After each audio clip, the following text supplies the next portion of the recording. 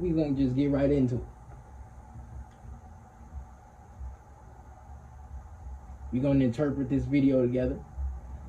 Because, you know, when we watching TED Talk, they give profound information, but, you know, a lot of people don't understand what they're talking about when they actually do bring profound. After 6 million years of boredom, the evolutionary ascent of our species from the last common ancestor with the chimpanzee, something extraordinary happened to us less than 100,000 years ago, which, by the way, is long after we'd become anatomically modern. It was a kind of emergence into consciousness less than 100,000 years ago, really less than 40,000 years ago, when we became fully symbolic creatures. And this great change is being defined as the single most important step forward in the evolution of human behavior, is intimately associated with the emergence of the great and transcendent rock and cave art all around the world. And over the last 30 years, researchers led by Professor David Lewis Williams at the University of Witwatersrand in South Africa and many others have suggested an intriguing and radical possibility, which is that this emergence into consciousness was triggered by our ancestors' encounters with visionary plants and the beginning of shamanism. If you analyze the cave art, there's not time to go into the details here, but there are so many details that make it clear that this was an art of altered states of consciousness, of visions. And that plants like the Amanita muscaria mushroom or psilocybin mushrooms appear to have been directly connected with this sudden and radical change. Psychedelics. So to investigate this possibility, when I got interested in this mystery, I went down to the Amazon, where there are still surviving shamanistic cultures today, and where they drink the powerful visionary brew ayahuasca, of which the active ingredient is dimethyltryptamine, DMT. To lift the veil off of your eyes and consciousness. At the molecular level to psilocybin. Now, normally DMT cannot be activated orally. When we encountered it in the West, it's generally smoked. There's an enzyme in our stomachs called monoamine oxidase, which switches off DMT on contact. But in the Amazon, they've got round this problem, and they say it was the spirits that taught them how to do it. The DMT in the ayahuasca brew is contained in these leaves from a plant that they call chacruna in the Amazon. When they're off of psychedelics, when they're on their little trip, this is why you hear a lot of people speak about them seeing extraterrestrials, them seeing grids in the sky, because we already naturally had psychedelics growing on this earth that will help us lift the veil off of our eyes or give us a taste of the fourth dimension, right? Because remember, it's an electromagnetic field around us. We see only the visible light spectrum, which is just under ultraviolet light. But it is possible to see above that with and without psychedelics. But when we talking about psychedelics right now, basically you're able to see light beings. You're able to see extraterrestrials. If you don't know about light beings and extraterrestrials, these beings operate or live around us. We just only see we only see 0.0035% of the light spectrum. So they exist around us. This is why a lot of times you hear things or see things you think is not there. Some people are clairvoyant. Some people are able to see them with the peripheral vision. It's the same as when you daydreaming, but let's move on here. And there they mix it together with this vine. And out of the 150,000 different species of plants and trees in the Amazon, this is the one that contains a monoamine oxidase inhibitor, which switches off that enzyme in our stomachs and allows the DMT in the leaves, when the two are married together and cooked in water, to be absorbed orally, and takes us on a 4-hour journey into extraordinary realms. Now, it's no joke to drink ayahuasca.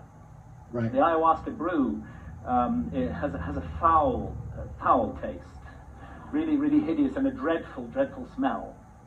And after you've drunk your cup, you'll find within 45 minutes or so that you're sweating, that you're feeling nauseous. Pretty soon you may well be vomiting. You may well have diarrhea. So you saw those little nobody's colorful doing this pictures? for recreation. Hold up. And at 45 minutes or so, these colorful pictures, this is like what people see when they're on their trip. They see multiple colors, or they may see colors that they don't know how to describe. So when they go on their trip, they're seeing colors off of the electromagnetic magnetic light spectrum. So they may have, so like when they come back, it's just like when you astral project. Because when you astral project, you can see colors you don't see here also. So you may have been able to perceive them in that realm, in that dimension. But when you come back, you're not going to be able to perceive it anymore. You may remember seeing it, but you're not going to be able to perceive it no more. But let's move on. Let's move on. This is just, look, just letting you know. It's more around you. You don't have as much privacy as you really think you do. I want you to realize that. So, like, a lot of people have demons around them. Like, if you a person who got a very junky room, this is just an example. If you a person who got a very junky room and you don't clean up, or you don't take care of yourself, or you don't do shit, that is likely a sloth demon. Remember that. The 7 deadly sins, those 7 deadly sins are actually demons. Okay? And that demon is called a sloth demon. Okay? And you may be able to see these demons when you go on these trips. This is why some people, when they go on trips, they freak out. They see something they shouldn't have saw. They wasn't ready. But moving on. That you're sweating, that you're feeling nauseous. Pretty soon you may well be vomiting. You may well have diarrhea. So, nobody's doing this for recreation. And it also depends on your vibration. If you eat, if you ingest, or you consume in any way, however you consume your ayahuasca or your dimethyltryptamine, yeah. And I'd like to add that I don't think any of the psychedelics should be used for recreation. They have much more serious and important mission with humanity. So we're not doing this for fun. But what draws people to ayahuasca again and again to brace themselves for this experience, and you do have to brace yourself, is its extraordinary effects at the level of consciousness. And one of those effects has to do with creativity, and we can see the creative cosmogenic impulse of ayahuasca in the paintings of ayahuasca shamans from Peru, like the paintings of Pablo Amaringo here, those richly saturated colors, the amazing. Oh yeah, I was saying, if your vibration low and you try to use ayahuasca, it may fuck you up. Like, that's just facts. It may make you have a bad trip. That's all I'm saying. Visions that they reproduce, and this creative impulse has also spread to Western artists. Many Western artists now have been deeply influenced by ayahuasca and are also painting their visions. And as these paintings show, another universal experience of ayahuasca is the encounter with seemingly intelligent entities which communicate with us telepathically. Now, I'm making no claim one way or another as to the reality status of these entities we encounter. Simply that phenomenologically, in the ayahuasca experience, they are encountered by people all over the world. And most frequently of all, the spirit of ayahuasca herself, Mother Ayahuasca, comes from a guy named Aya. Is a healer. And although she's kind of the mother goddess of the planet, she seems to take a direct personal interest. The spirit of ayahuasca most frequently encountered as a creative guide. To heal our ills, to want us as a to healer be the best and that a we can moral possibly teacher. be, to correct errors and mistakes in our behavior that may be leading us down the wrong path. And this is perhaps why, and it's an untold story really, ayahuasca has been fantastically successful in getting people off harmful addictions to hard drugs such as heroin and cocaine. Jacques Mabit at the PSYCHE clinic in Peru brings heroin and cocaine addicts out there for a month, gives them 12 ayahuasca sessions, and they have encounters with ayahuasca during those sessions that lead them and it's an untold story really. Ayahuasca has been fantastically successful in getting people off harmful addictions to hard drugs such as heroin and cocaine. Jacques Mabit at the PSYCHE clinic in Peru brings heroin and cocaine addicts out there for a month, gives them 12 ayahuasca sessions, and they have encounters with Mother Ayahuasca during those sessions that lead them not to wish to take heroin or cocaine anymore, and more than half leave completely free of their addiction, never return to it, and don't even have withdrawal symptoms. And the same incredible healing work was being done in Canada by Dr. Gabor Mate until the Canadian government intervened and stopped his healing practice on the grounds that ayahuasca itself was an illegal drug. Now, I have some personal experience of this. I have not been addicted to heroin or cocaine, but I had a 24-year non-stop cannabis habit. And this started off smoking the herb and laterally vaporizing it, but the basic truth is that for 24 years I was pretty much permanently stoned. And I enjoyed being stoned. And I felt that it helped me with my work as a writer, and perhaps at some point it did. But when I first encountered ayahuasca, I'd already been smoking cannabis for 16 years, and almost immediately ayahuasca started giving me messages that this was no longer serving me, that it was leading me to behave in negative and unhelpful ways towards others. And of course I ignored those messages for years and years and went back to being stoned. Withdrawal, moody symptoms. But that negative behavior that ayahuasca was pointing up did actually get worse and worse. I don't want to put down cannabis, and I believe it's the sovereign right of every adult to choose to smoke cannabis if they wish to do so. But I think I was overusing it. I think I was abusing it, not using it responsibly. And I became more and more paranoid, jealous, possessive, suspicious. I was subject to irrational rages. I often made the life of my beloved partner, Santa, a misery. And when I went down for my regular encounter with ayahuasca in October 2011, I was given the most unbelievable kicking by Mother Ayahuasca. And I was put through an ordeal. It was a kind of life review. And it's not an accident that ayahuasca is the vine of the dead. I was shown my death.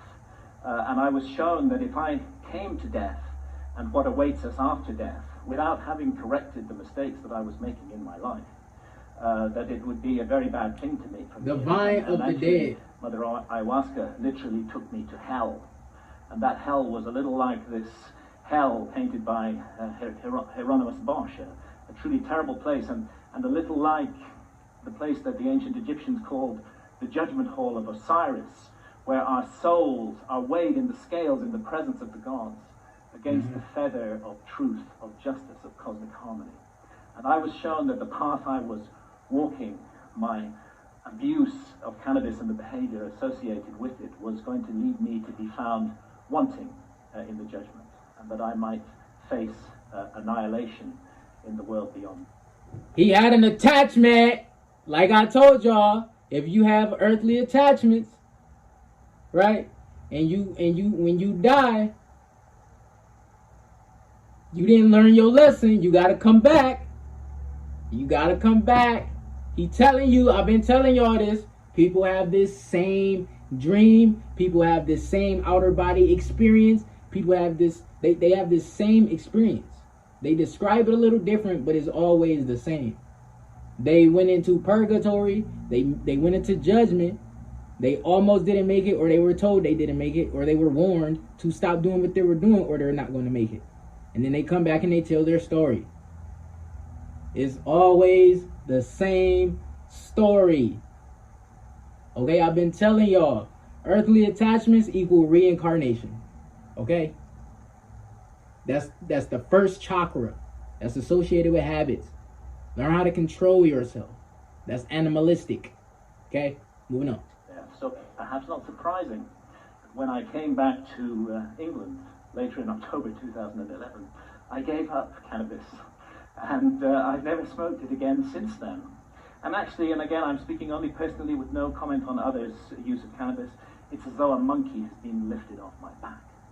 I'm liberated in incredible ways. Far from my creativity being inhibited, I find myself writing much more productively, much more creatively, much more focused, and much more efficiently as well. And I've begun to be able to address those negative aspects of my behavior, which cannabis had revealed, and hopefully to make myself slowly, it's a long progress, into a more nurturing, more loving, more positive person. And this whole transformation, it really has been a personal transformation for me, was made possible by this encounter with death that Mother Ayahuasca gave me. And you know, that leads me to ask, what is death? Our materialist science reduces everything to matter. Materialist science in the West says that we are just meat, we're just our bodies. Materialist science. When the brain is dead, that's the end of consciousness. There is no life after death. There is no soul. We just... What is death? Widely used legal definition of death: complete cessation of brain function, as evidenced by absence of brain waves, activity of electroencephalogram or encephalogram. Okay, but we are not our brains. We are our consciousness. And people think the brain and the conscious are the same thing. Your conscious is associated with your soul. Your soul is in your chest. Okay, your mind is associated with your spirit. Okay, the word psych is another word for spirit. Psyche has to do with the mind. PSY.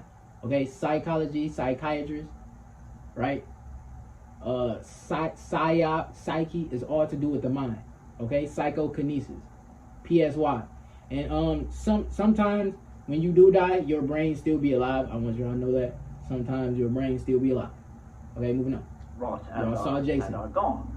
But actually, many honest scientists should admit that consciousness is the greatest mystery of science. And it don't be alive forever. And that we don't know exactly how it works. The brain's involved in it in some way, but we're not sure how. It could be that the brain generates consciousness the way a generator makes electricity. If you hold to that paradigm, then of course you can't believe in life after death. When the generator is broken, consciousness is gone. But it's equally possible that the relationship, and nothing in neuroscience rules it out, that the relationship is more like the relationship of the TV signal to the TV set. And in that case, when the TV set is broken, of course the TV signal continues.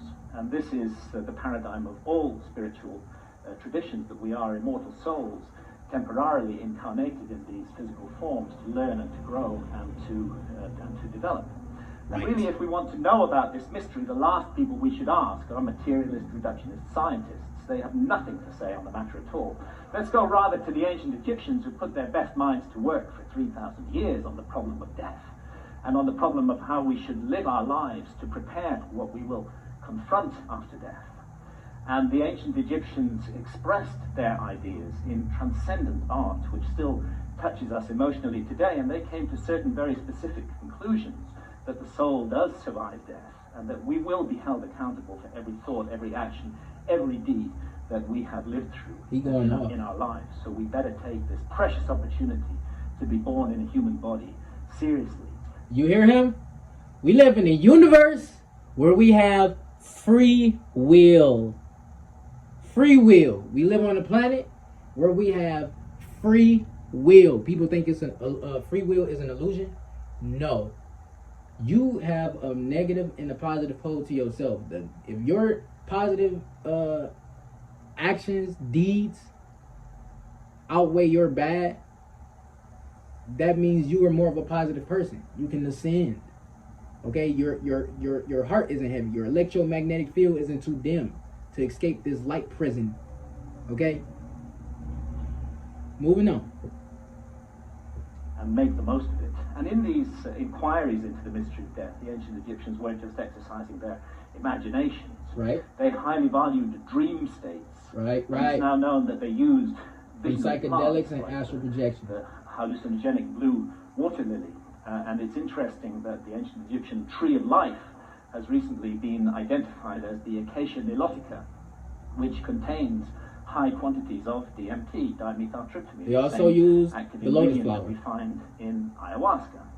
Now, it's difficult to imagine a society more different from the society of ancient Egypt than our society today. We hate visionary states in this society.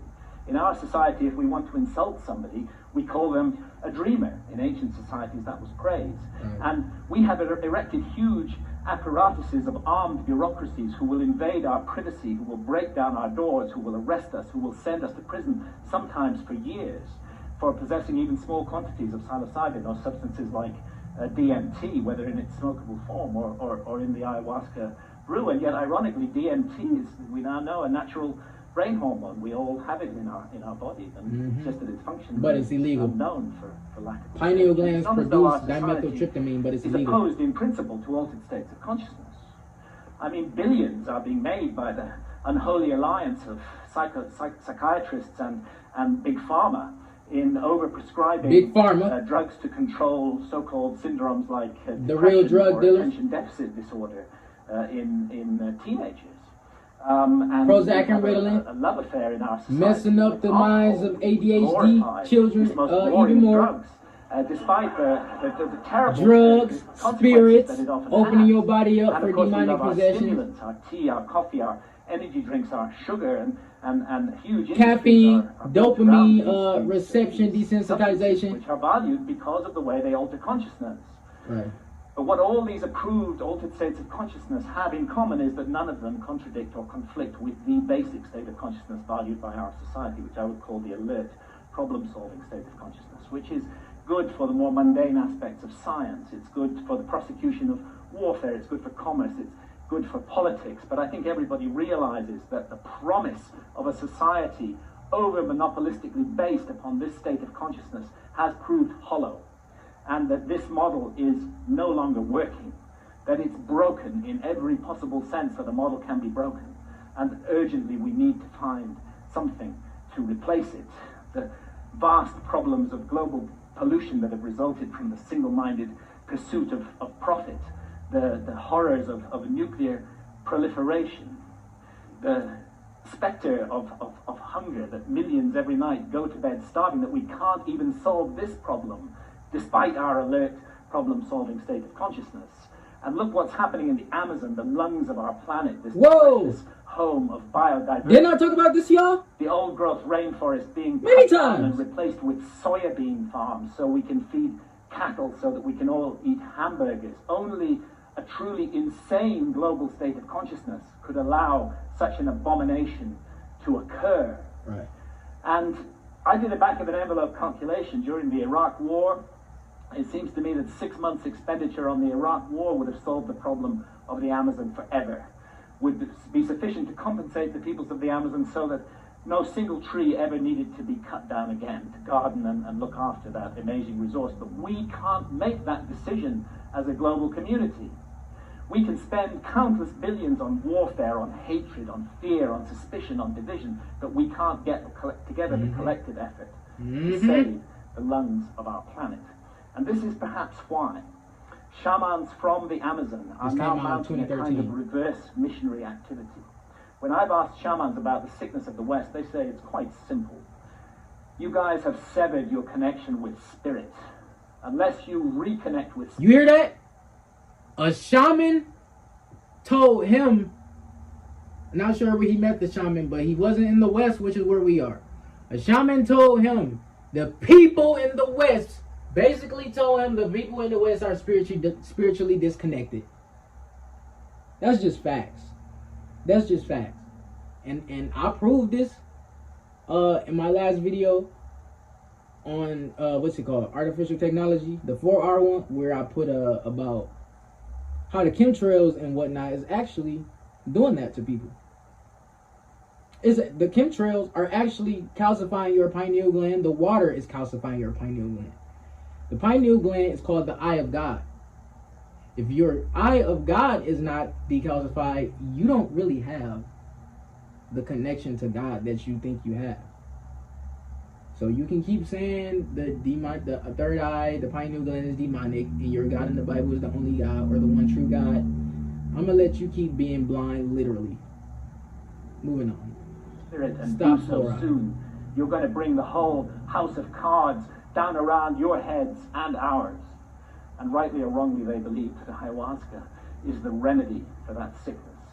And many now are being called to the Amazon to drink ayahuasca, and ayahuasca shamans are traveling throughout the West, offering the brew, often under the radar, often at personal risk, to bring about consciousness change. And it's true that the message of ayahuasca, the universal message, is about the sacred, magical, enchanted, infinitely precious nature of life on earth and the interdependence of material and spiritual realms. And it's impossible to work with ayahuasca for long without being deeply and profoundly affected by this message. And let's not forget that ayahuasca is not alone, that it's part of an ancient worldwide system of the targeted, careful, responsible alteration of consciousness.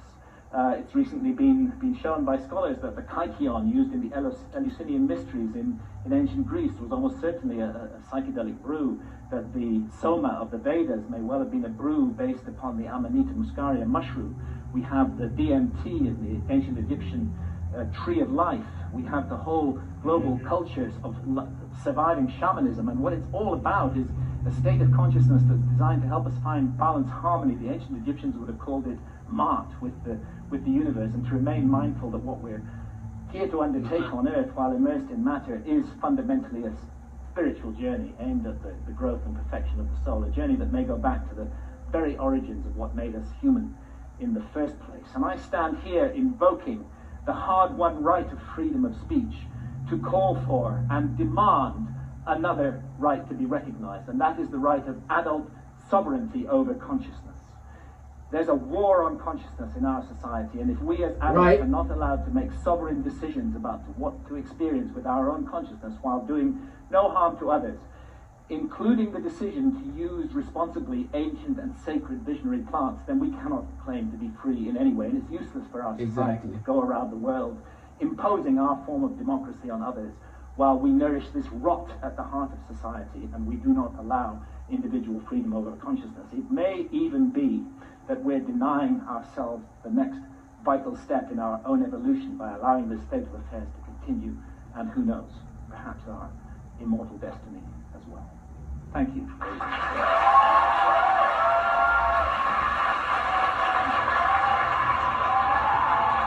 Well, that's pretty much it. I just wanted y'all to see. So basically what I got from this, yeah, it is a war on consciousness. I've been telling y'all that. It's an attack on the root chakra and the pineal gland with the foods, the chemicals in the air, the chemicals in the water, everything. They're trying to disconnect you from God so that you can be a part of their religious programs. Like, think about this. Religion is a program that they already had here for you. Okay? You be a part of their program, that means you're playing a part of their game. Okay? I showed y'all the video. I don't know the timestamp, but if you go back in my the 4-hour video where I talked about the pineal gland, where I put a clip about the pineal gland. The video is about the pineal gland being attacked by chemtrails. That is disconnecting you from God. Fluoridated water calcifies your pineal gland. That disconnects you from God. Your pineal gland is connected to the divine. It's connected to the divine. When it's active, you can see beyond the physical. Okay, remember that. So they ban these psychedelics so that you can't use them and be in contact with your ancestors, higher dimensional beings, get information from higher dimensional beings, learn about this life, right? Because that's what a lot of people do when they go on these trips. That's what you can literally do when you lift the veil off your eyes with these psychedelics. I do plan on taking some of these, but it's just like with marijuana. They tried to make it illegal, and then now it's out. But they're tampering with some of the marijuana strains at the dispensaries. Okay? So, how I saw it was they had marijuana illegal for people so that they can mess with people. They got people selling it. You make it illegal, lock people up, right? Then make it legal again. Make it legal. Then you still got people who still locked up for marijuana when it's legal now. You still got people locked up. We know we live in a corrupt system. We know we live in a corrupt system, but what they're doing is disconnecting us from our true nature. I ain't gonna say us because I'm not disconnected from shit, but because I'm connected to the umbilical cord of God, the Kugsensum, the umbilical cord, the Berkeley current. But yeah, and even with the Amazonian rainforest, like they grew some of the greatest superfoods out there, and they were trying to destroy the rainforest out there. They're trying to destroy nature, and so they can put their own artificial trees up. That's just how I see it. They destroy nature, destroy everything that's real, so that they can put their own artificial version. They're trying to become gods. I flushed the entire artificial intelligence agenda. Like, they're trying to turn everything, even humans, into like something that's genetically modified. They want humans to be robots or mixed with the robots. They want food to be fake. Soon they gonna want air to be fake. They gonna want water to be fake. It's already contaminated. Air is already contaminated. with little nanotechnology. You got artificial wombs. Yes, they're able to grow babies with artificial wombs. But that's pretty much it. I just wanted to spread some awareness on these topics. I'm gonna do more videos like this. DomUniverse taking off. I love you all. Like, subscribe. Peace.